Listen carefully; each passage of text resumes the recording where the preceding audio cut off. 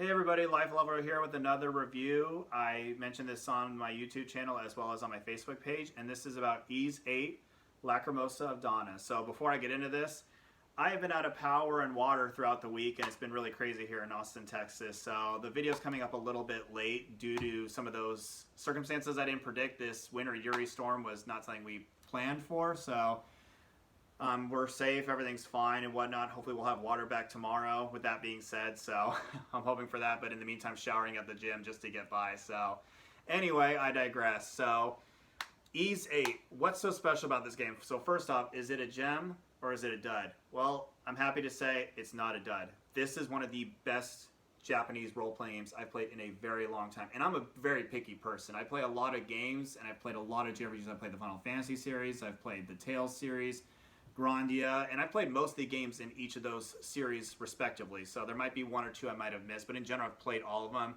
Wasn't the biggest fan of Persona, but anyway, my point is I have a breadth of experience of playing a lot of different JRPGs of different types from companies like Nippon Ichi and Atlas and so on and so forth, and the different types and genres, turn-based, action-based, and so forth, like Kingdom Hearts and so forth. So this one is an action RPG, so it plays very similar to the Tales franchise. So if you played any of the Tales games, or even Kingdom Hearts, you're going to feel right at home. It's a very simple game with different skills and abilities, and it's got a lot of meat of gameplay. Over 50 hours worth of content easily, and I probably could have played another 10 or 15 if I was just trying to do everything, all the recipes, all the fishing stuff, and it has a lot of elements similar to a Tales game, which I personally liked. Like, it has the cooking, so you can synthesize recipes to help with your stats and buffers, and get you through some of those tougher dungeons and some of those trickier spots. And it's just a breath of fresh air. The last Ys game I played, I want to say it was 6 or 7, but I've only played a few of them. But this game was 8 years in the making from what I researched and looked at. And this game was well worth it. And of course, as I finished this, as of the recording, Ys 9 just came out, Monstrosities of Nox or something like that. I'm probably butchering that really badly, but that just came out. I'm really excited to play that, but I like to typically have a buffer between RPGs when I play them because they're a big time sink. There's a big investment in terms of the character development story and kind of going through all the nooks and crannies. One thing I loved about this game, it's not a grindy RPG. Let me repeat that. It is not a grindy RPG like the Dragon Quest series or some of the Final Fantasy games where you get to a point where, and when I define grindy, what do I mean? Basically, you get to a part in the game where you're stuck. There's nothing you can do except grind it out, get levels, get all your stats, weapons, whatever you got to do, abilities leveled up, and then you can go take on the boss or challenge or whatever part in the game you're stuck on. And this game, I never really had to grind. I did a lot of side quests, mind you, and I get a lot of levels through that, but it didn't feel like a chore. And a lot of times when I play a JRPG, I feel like some of the side quests are just like kind of like food. It's just like one of those things where, and what I mean by food specifically is, it's just to pad the gameplay or just add extra stuff. And some of them are beneficial. They, draw out the storylines better. They bring things into more context, or they connect some of the dots between other characters and scenarios. So sometimes side quests are very advantageous. And this game had a lot of side quests where it brought you closer to the characters. It kind of drew a lot of conclusions together, or kind of filled in some little plot lines that the main storyline would not cover had you not gone on those avenues and explored them. And they were a lot of fun. And I loved diving into the characters' personalities. Each one had a great personality and a specific purpose in the game. Dana, being the main character in the game, was fantastic from a control perspective and learning about the past and present timelines and how it's affecting and altering the future. And one thing I will say without spoiling anything, go after the perfect ending. Go after the perfect ending. It makes a night and day difference because from what I know, the normal ending I heard is not as good. Do some Google and research because I don't want to spoil it, obviously, because this game, from start to finish, is fantastic. It really is. It's action-based. The abilities are simple to use. Leveling up is simple.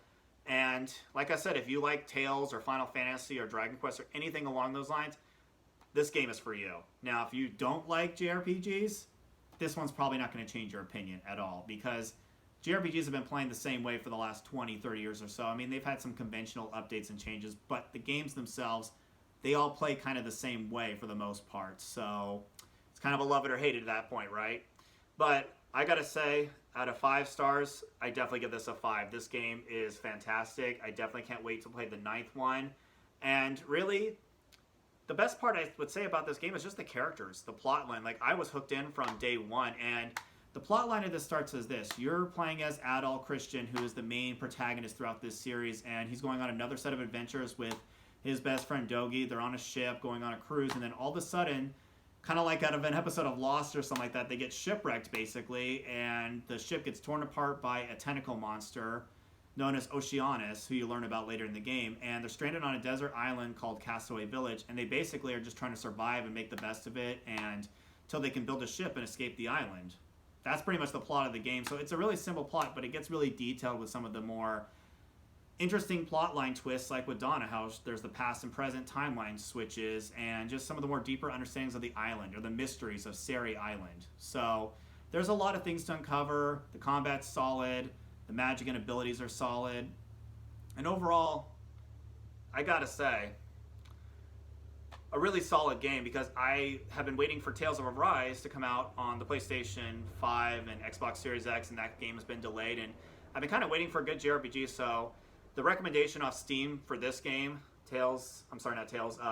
Ys 8, was fantastic. It really was. I was really pleasantly surprised by this, and I don't know, there's just something about it when you play a JRPG that, you know, really hooks you in, and you want to know about the story. You just want to keep going and going and keep getting to the next part, the next checkpoint. And that's where I find myself. I kept wanting to do the next sequence or the next part, and that's the sign of a good JRPG to me, because if I want to keep playing it, the developer's done a really good job of crafting a great storyline, great character connections, and great necessity, or at least the drive to want to keep playing it. And for me, I enjoyed all aspects of it, whether I was trying to level up my characters or whether I was just trying to do a side quest or even the main quest. So all the avenues of the game I really enjoyed thoroughly, which again, I don't say that about a lot of RPGs. Like, I love the Final Fantasy series. I've loved most of them up to this point. Even the last one, 15, I loved, and 16 I'm really excited for whenever that comes out this year or 2022. Who knows with COVID? Every game that I know is getting delayed in one way, shape, or form, or getting pushed. So I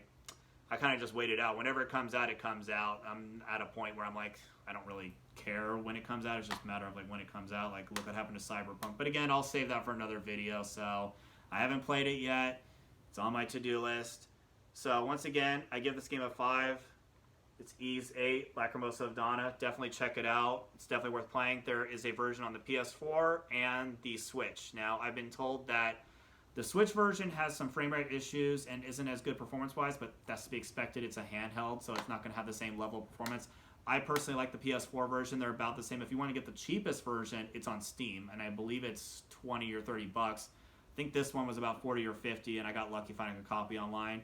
And the last thing I want to share about this in particular is I really like the art book that it came with as well, too. So I don't know if you can see that, but it's a really nice art book and shows a lot of the different art of the characters, as you can see. And overall, it's fantastic. I love these little extras, if you will, and just looking at some of the art and design and everything else. It's just fantastic. So little extras like that, or even just, you may have a hard time seeing this, but inside the manual, you'll see there's an extra cover art underneath that, and the disc also even looks kind of cool. So I gotta say, it's a fantastic game. The art direction was stunning. I love the anime cutscenes. The only con I have about this game is I wish there was more anime cutscenes, but this is a gripe I have with most JRPGs, where they have these beautiful cutscenes, like out of an anime, and they usually only sprinkle 1 or 2 in the game, maybe like 5 or 10 if we're really, really lucky, but most of these kind of games don't do that many, and I get it. It's a lot of time and effort and stuff, and sometimes I wish the main character talked as well, Adol, but if it's anything like Dragon Quest, I think they just make it up to the interpretation of the player to interpret how the character would sound in terms of voice, as well as, you know, what they would sound like, what they would look like, or how they would play out, essentially. They kind of leave it to the interpretation of the player. So, and Adol does speak in this game, but it's like, yeah, or oh, or he has some kind of little quip or something like that, but it's just very one-liner dialogue, but that's okay. That's okay. I've played a lot of JRPGs where the protagonist is more of like a silent protagonist, or he doesn't talk too much. But anyway, all that being said, if you love JRPGs, definitely play this game. If you've never played the Ys series, you can definitely play this game. It's a very self-contained story. If you've not played the other ones, this will not leave you confused, because a lot of JRPGs, typically, if you don't follow the storyline throughout there, you sometimes miss some things. But like the Dragon Quest and the Final Fantasy series, this is a very self-contained story. So it doesn't matter whether you play 8 or you play 9. They're all different stories, and the same character, Adol Christian, is in all of them. So you're going to get a different adventure, and it's a very self-contained story. Like the latest Final Fantasy is 15 is different than, well, 13 or 12 or 10, and you get the idea. Or even Dragon Quest, they all have different characters and different storylines, and you know, there's always the thing about how they cross over and timelines and things like that, which that's all cool and stuff, but when these guys make these JRPGs, they make them self-contained stories for a reason, so that if you pick this up, you don't feel lost if you just play this one. And I actually appreciate that, because sometimes I don't want to play every single installment in a series. I mean, if I like the series, yeah, I'll play it. But it's nice to have that option where if you're a newbie or you've never played a series, or you just hear about it from word of mouth, a friend or whatever, you can just jump right in and play it. And that's something to be said. I really like that personally. So Final Fantasy, good example, or the Tales series. I can play any Tales game and not be confused as to like what I'm about to get into, because it's a self-contained story. There's new characters every time, so I like that. So with all that being said, guys, this has been Life Level covering Ys 8, Lacrimosa of Dana. Definitely check it out. I'm going to have more reviews coming up. Follow me on Facebook. Follow me on YouTube. I'll have some more coming up, and the link will be in the description below with more of that information. If there's a game you guys are looking for me to cover, definitely let me know, and I will definitely check it out. I have a long laundry list, so I know Cyberpunk and Yakuza Like a Dragon and several others are on my radar, but definitely leave some thoughts in the comments below about like what you want to see me cover and review. I play pretty much everything under the sun in terms of game genres, except I'm not a big sports person, I'll be honest, unless it's like SSX Tricky or, or like NFL Blitz or anything like that. But like, I generally play almost everything. I have a pretty open mind about that. So with all that being said, guys, take care, enjoy the video, and stay safe out there. All right, bye, guys.